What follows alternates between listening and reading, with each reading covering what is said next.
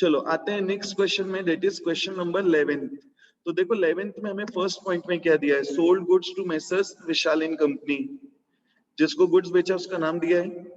आगे दिया है list price ₹80,000 less 20% trade discount and 5% cash discount, 3/4 of the amount received immediately by cheque. मतलब हमने गुड्स बेचा, कुछ पैसा हमें तुरंत मिल गया, कितना 3/4, और हमें क्वेश्चन में क्या दिया, ट्रेड डिस्काउंट और कैश डिस्काउंट भी। तो ध्यान रखना यहाँ पे गुड्स बेचा इनकम हो गई। अगर डायरेक्ट सिंगल एंट्री करना है तो देखो क्या एंट्री होगी, गुड्स बेचा इनकम हो गई, इनकम हुआ तो हम क्या करते हैं, सेल्स अकाउंट को क्रेडिट करते हैं। सेल्स अकाउंट में वैल्यू क्या आएगा, जितने में हमने गुड्स बेचा ट्रेड डिस्काउंट डिडक्ट करने के बाद। अगर नहीं बनता है तो ये वर्किंग नोट बना लेना। क्या लिखोगे, सबसे पहले लिस्ट प्राइस, जो हमने गुड्स बेचा उसका लिस्ट प्राइस कितना है 80,000, इसमें से माइनस कर दो ट्रेड डिस्काउंट, कितना @20%।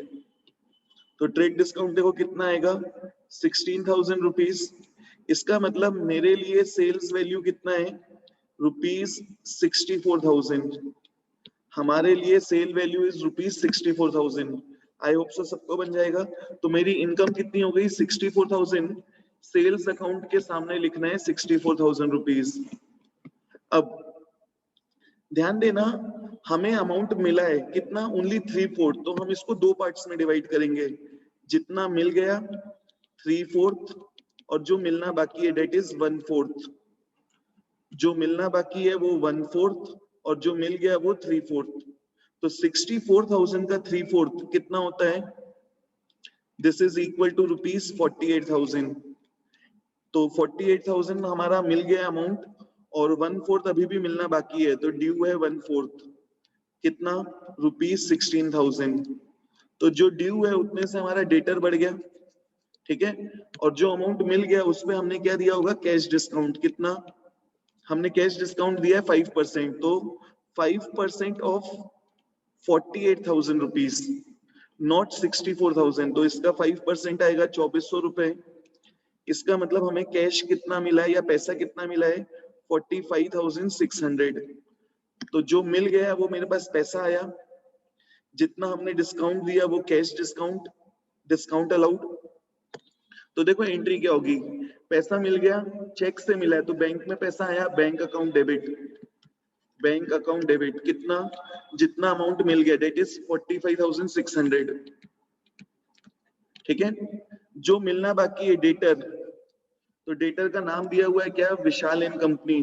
तो यहाँ पे क्या लिखना है, messrs Vishal and company account debit, कितना उनसे 16,000 मिलना बाकी है और हमने डिस्काउंट दिया है, हमारे लिए एक्सपेंस है, तो डिस्काउंट अलाउड अकाउंट डेबिट, कितना हमने डिस्काउंट कितना दिया है इनको 2,400 रुपए, ठीक है।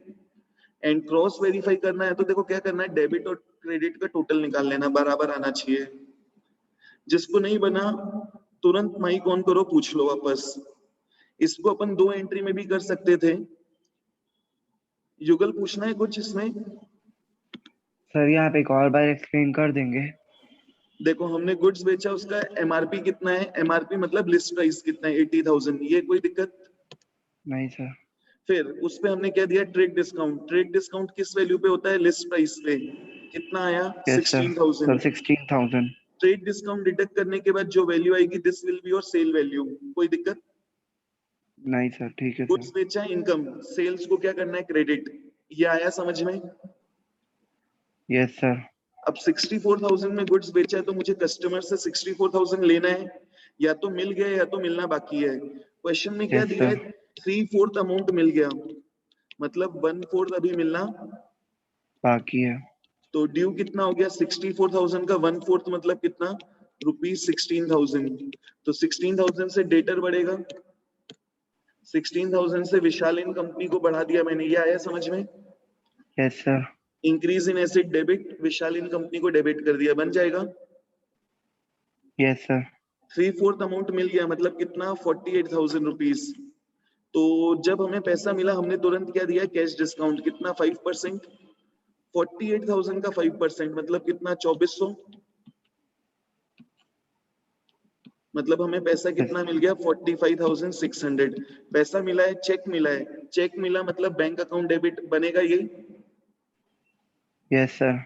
और तुरंत पैसा मिला, हमने उसको कैश डिस्काउंट दिया, कैश डिस्काउंट हम रिकॉर्ड करते हैं कितना 2400, डिस्काउंट अलाउड एक्सपेंस है डेबिट, बन जाएगा, यस बन सर। जाएगा। चलो यस सर, जिसको समझ भी गया। नहीं बनेगा ना तुरंत पूछ लेना। चलो आते हैं next question, next second part में।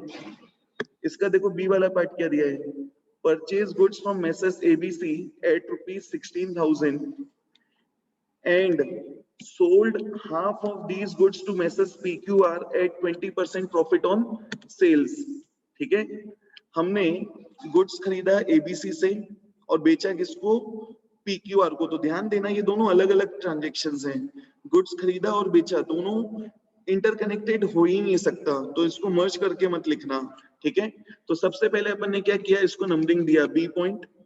इसमें दो ट्रांजेक्शन्स हैं, पहला क्या, हमने गुड्स खरीदा, गुड्स खरीदा, जिससे खरीदा उसका नाम दिया है, कैश में खरीदा या क्रेडिट में खरीदा नहीं दिया, हम क्या मानेंगे, हमने गुड्स क्रेडिट में खरीदा, तो एंट्री क्या होगी, debtor account debit to sales, मतलब messrs ABC account debit to sales account, sorry हमने गुड्स खरीदा है ना, purchase account, purchase account, goods खरीदा है, हमेशा परचेज अकाउंट को क्या कर दो, डेबिट, तो entry will be purchase account debit to Messrs ABC.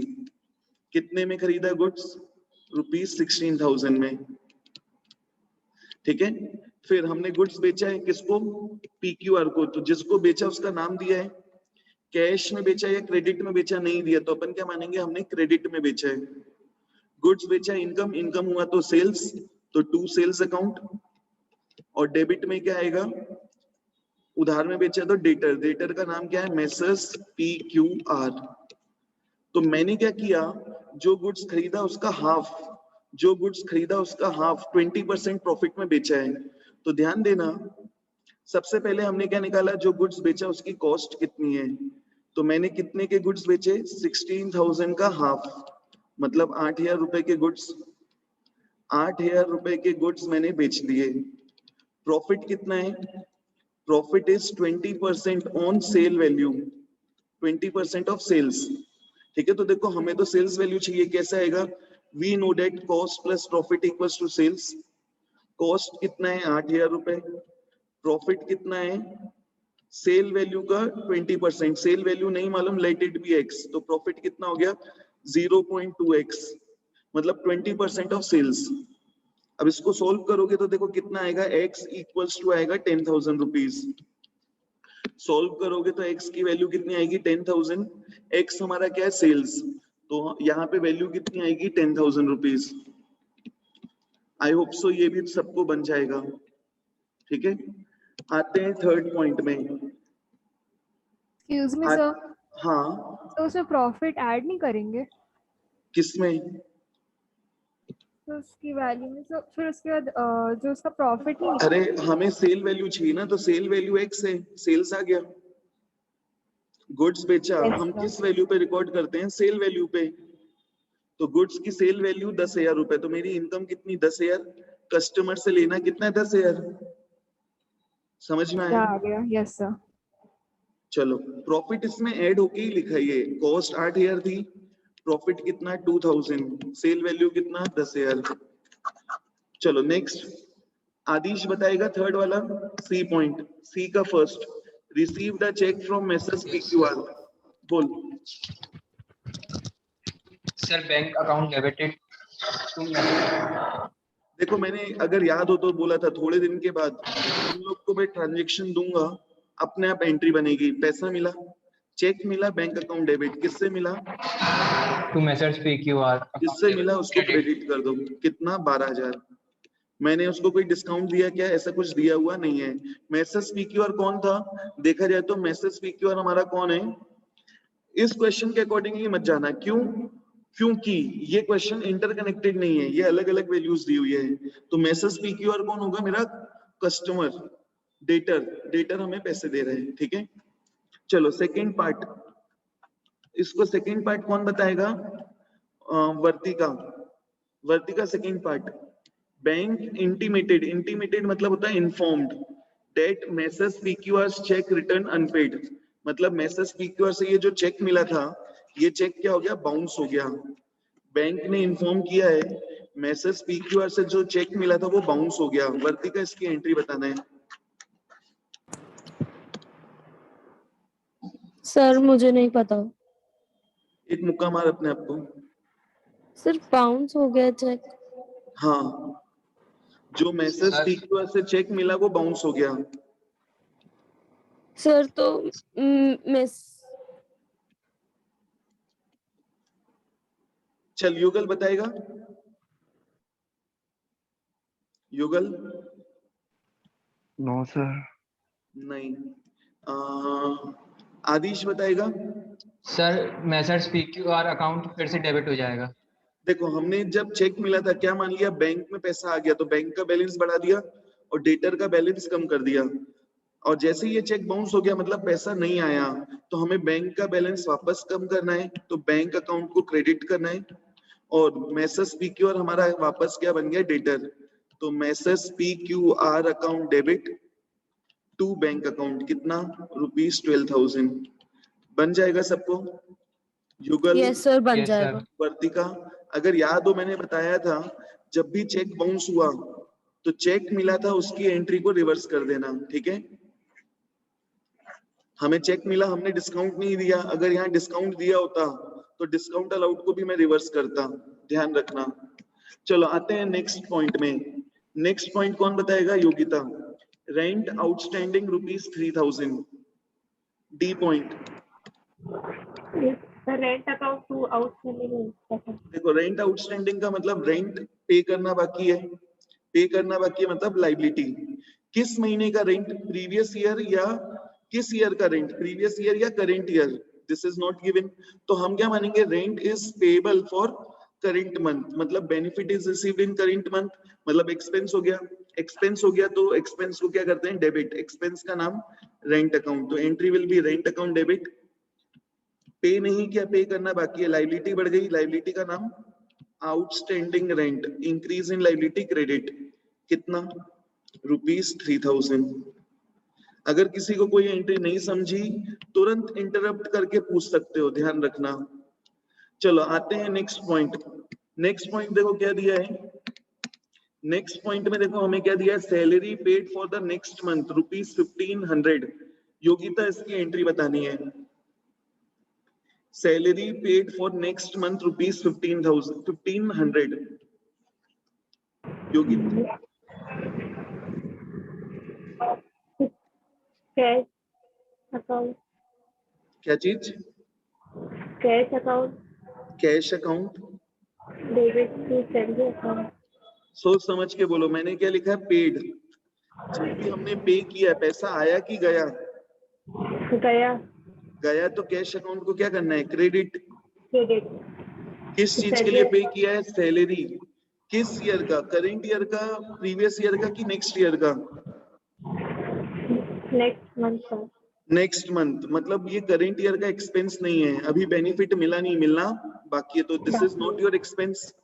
तो ये हमारे लिए क्या बन गया, एक एसेट। एसेट का नाम प्रीपेड, एसेट का नाम प्रीपेड सैलरी। एसेट बढ़ गया, इंक्रीज इन एसेट डेबिट, तो prepaid salary account debit to cash account. किसी को नहीं बनेगा तुरंत पूछ सकते हो, ठीक है, बार बार पूछ सकते हो। नहीं समझ में आया तो भी बिंदास पूछना है, ठीक है, मैं कभी बताने के लिए मना नहीं करूंगा। चलो, prepaid salary account debit to cash account.